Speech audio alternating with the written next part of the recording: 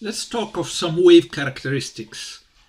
These pertain to all types of waves, not only sounds or only light or only waves on a rope. They pertain to all types of waves.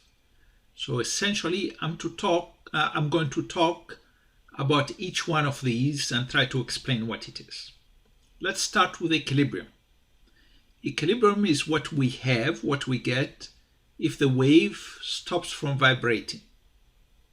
Essentially, waves vibrate about the equilibrium point. In this graphic here, it is represented by the green line.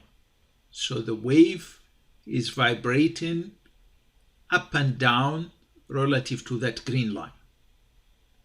We'll demonstrate it a little later with this simulation.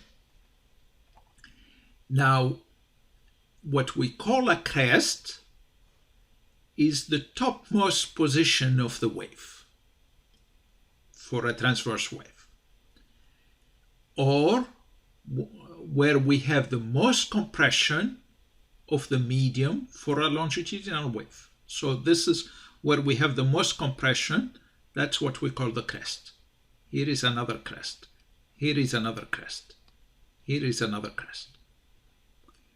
Now, what we call a trough is the lowest position of a wave for a transverse wave.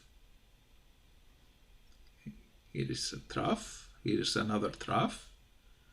Or where the wave has the most expansion, like here or here, for a longitudinal wave.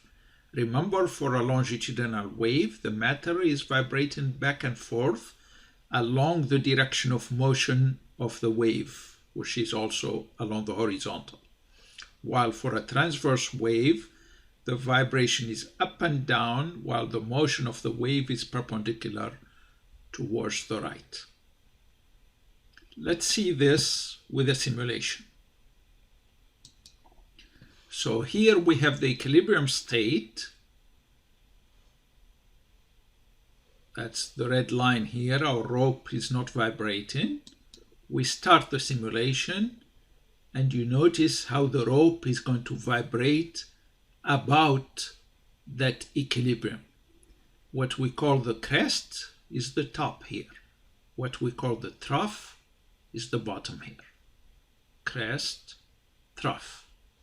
Equilibrium is the midway point between them.